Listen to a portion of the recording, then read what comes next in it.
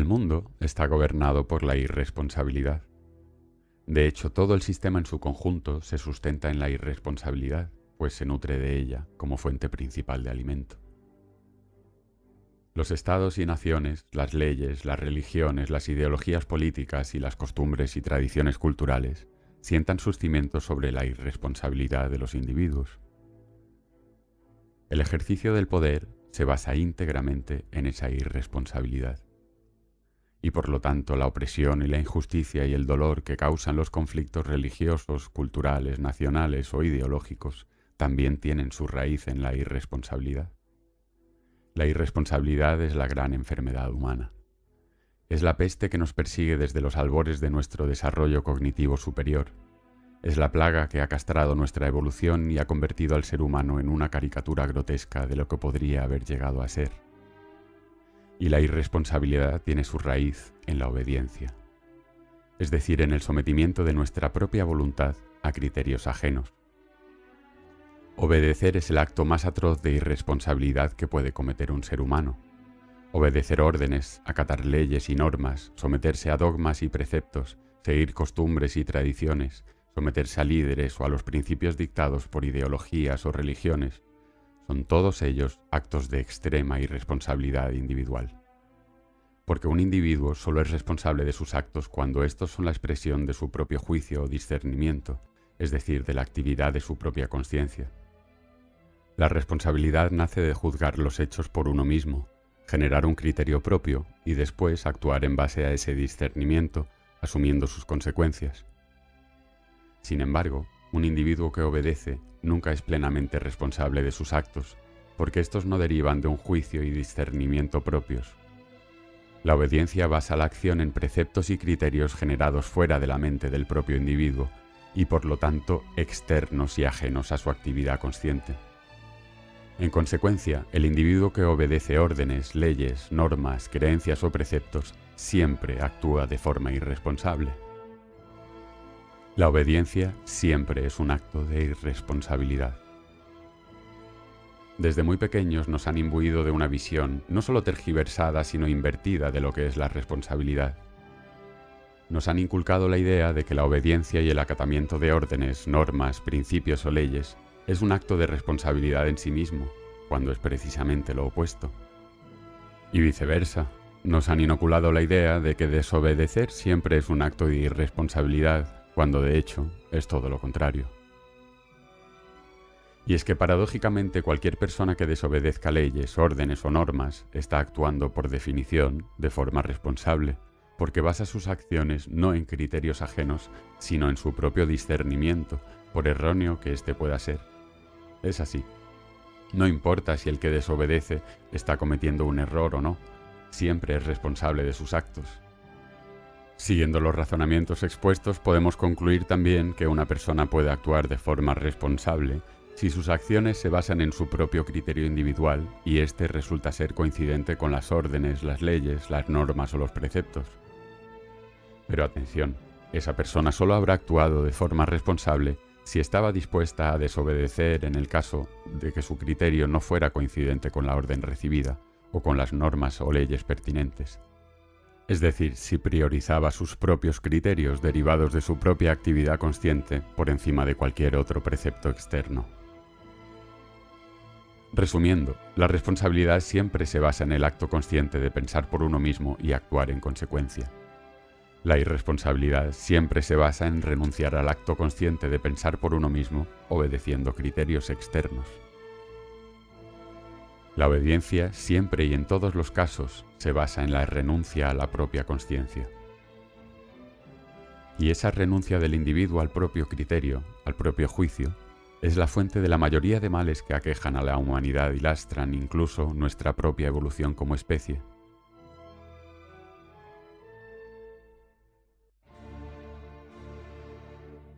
Y es que las personas irresponsables son seres humanos inferiores, porque han decidido convertirse en versiones inferiores de sí mismos. Son versiones inferiores de sí mismos porque han renunciado a su propia visión del mundo, a su propia capacidad para juzgar, discernir y decidir, y por lo tanto a la libertad de pensar y actuar por sí mismos y enfrentar las consecuencias de sus acciones. Han mutilado su propia actividad consciente y con ello se han convertido, sin saberlo, en robots biológicos programables a través de ideas, criterios y preceptos ajenos a su mente. El sistema al completo se alimenta de esta renuncia tan despreciable. Los más poderosos basan su dominio en esta renuncia de los individuos que les obedecen.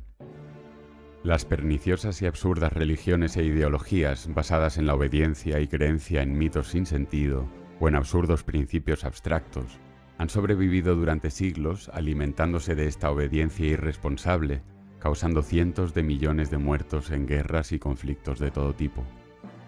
Porque todas las actividades que uniforman a los individuos, convirtiéndolos en números que pueden ser borrados, se basan en esta execrable renuncia a la voluntad propia.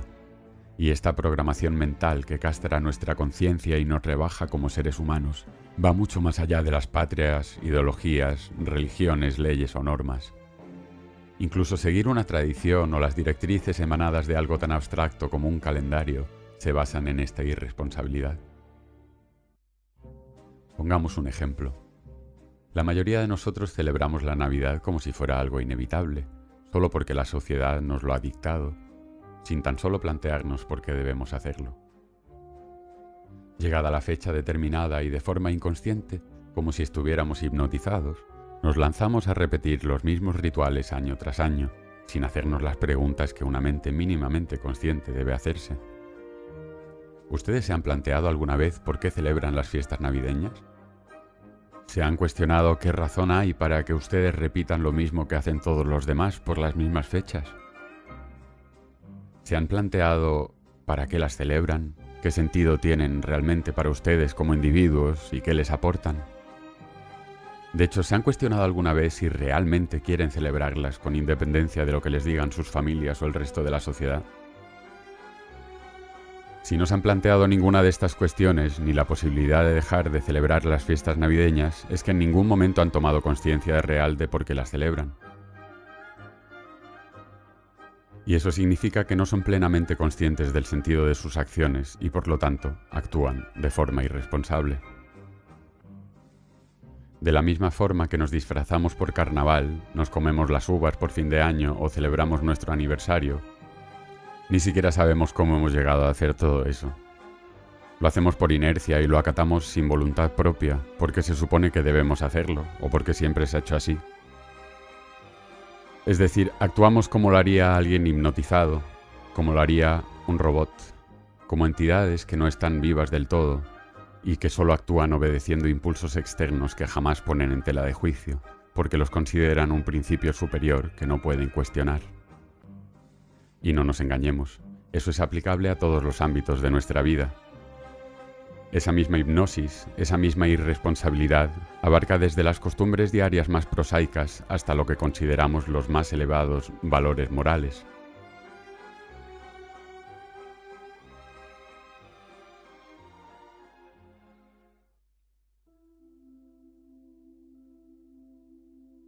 Muchos de nosotros queremos cambiar el mundo.